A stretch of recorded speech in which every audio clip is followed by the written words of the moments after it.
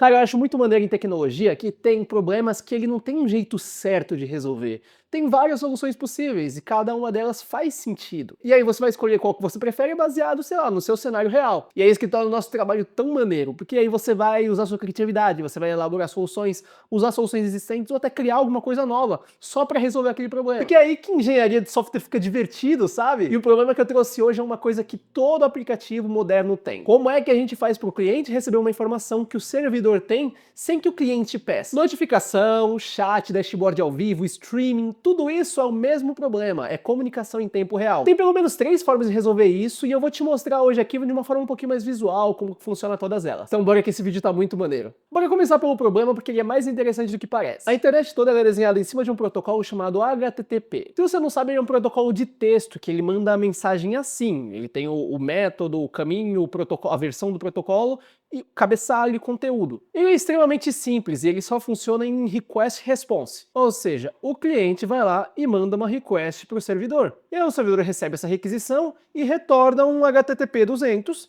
que é o código de sucesso, e todo o HTML lá da página que esse cara estiver tentando pegar. E é basicamente isso, é pergunta e resposta no formato de texto. E isso funciona na maior parte do tempo e é a solução perfeita para a maior parte dos problemas.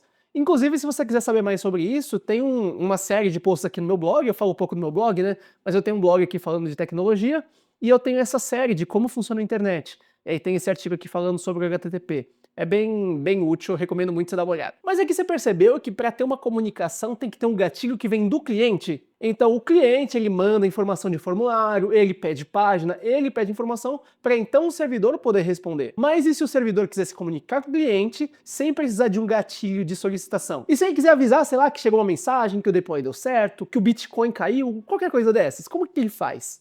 Essa arquitetura aqui do HTTP simples, ele não tem um mecanismo para isso. E aí a galera fica inventando algumas formas de fazer isso funcionar. São algumas gambiarras, algumas já são soluções um pouquinho mais robustas, mas todas elas resolvem um problema. Eu acho isso muito maneiro. E eu vou te mostrar 3 soluções aqui, que é uma mais simples, uma mais elegante e uma mais poderosa. E elas são completamente diferentes uma da outra. A primeira que eu vou te mostrar aqui, o nome dela é Polling. É uma solução que não deveria funcionar, mas funciona. A ideia aqui é, já que o servidor não consegue conversar com você diretamente, então você fica perguntando para ele. E funciona mais ou menos assim. Esse aqui é o ciclo de vida do cliente. E esse aqui é o do server. Que funciona mais ou menos assim. Imagina que você está no chat, na conversa com alguém. Então a aplicação vai perguntar para o servidor se tem uma mensagem nova. E aí ele vai mandar uma requisição. E aí, tem uma mensagem nova? E aí o servidor ele vai pegar essa sua requisição e vai falar, pronto, até aqui a gente não tem nenhuma alteração. Então ele vai pegar um token, pode ser tipo o timestamp da sua requisição, vai um valor ali, que ele vai interpretar como essa aqui foi a última vez que foi alterado. E aí ele vai retornar para você essa informação. E aí toda vez que você fizer uma requisição, você vai mandar essa data para ele buscar mensagens a partir daquele momento. E aí o cliente vai ficar, e aí, mensagem nova? Não.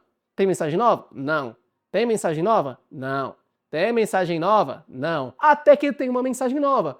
E aí o servidor, ele vai responder com a mensagem nova, e aí ele vai retornar um token novo, falando, ó, vou buscar mensagens agora só a partir desse momento. Isso aqui é basicamente aquele set interval que você vai ficar chamando, request API, passando o timestamp, de tempo em tempo, até que você tenha uma resposta nova e atualize as informações para você. Eu sei que parece tosco, e é um pouquinho mesmo, mas isso aqui funciona em qualquer banco de dados, qualquer servidor ia aguentar isso aqui. Mas é claro que tem um trade-off. Imagina que você tem, sei lá, 1000 clientes fazendo uma requisição a cada 2 segundos, então você vai ter uma média ali de 500 requisições por segundo no seu servidor. E a maioria das respostas vai ser tipo, ó, não mudou nada. Então, assim, é meio que um desperdício de requisição, né? Mas assim, se os dados que você está tratando mudam com pouca frequência, como por exemplo, o status de atividade, coisa assim, um polling de 30 segundos, 1 minuto já é o suficiente, vai funcionar muito bem para você. Ele é fácil de implementar, ele é fácil de debugar, ele tem zero dependência, e a sua capacidade de dev vai entrar aqui em saber, tipo, quando é que isso aqui vai ser suficiente e quando é que você precisa mudar para alguma coisinha mais sofisticada. Mas eu falei que tem 3 formas, né? A próxima ela é um pouquinho mais sofisticada e, cara, eu achei bem interessante. A próxima se chama SSE, que significa Server Sent Events, ou tipo, o servidor enviou eventos. A ideia aqui é genial. Ao invés de você ficar perguntando para o servidor, você vai abrir uma conexão HTTP com ele. Ué, Rafael, mas você não falou que o HTTP é um sistema simples de texto, estático, que só tem uma resposta? Então, mas isso aqui não é uma solução nativa do HTTP, é uma coisa que foi criada a partir do Event Stream do JavaScript. É uma solução baseada em HTTP. Na hora da resposta, ao invés de você retornar um texto e retornar um JSON, você retorna um arquivo do tipo text event stream. E aí do lado do client, você meio que vai abrir as portas para receber request HTTP também. Só que não é bem isso, você meio que deixou a conexão que você fez inicialmente aberta. E agora o servidor consegue escrever constantemente. Então o client faz aí um get, sei lá, get status. O servidor vai retornar uma informação do tipo text event stream, e aí a partir de agora o servidor vai ficar mandando status igual a aberto. E aí ele vai seguir fazendo isso, mandando as atualizações, mandando qualquer informação que viesse nova,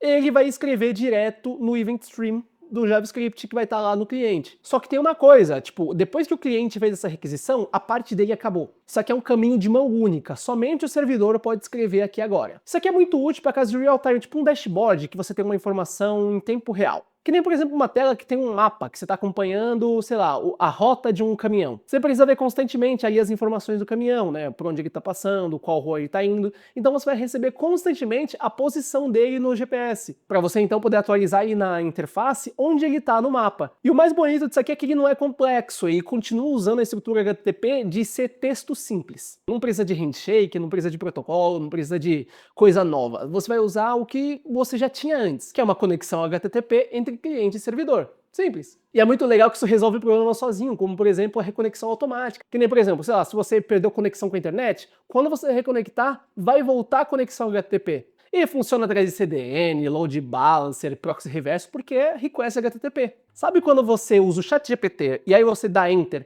e aí começa a cuspir para você um monte de coisa e você vê em tempo real?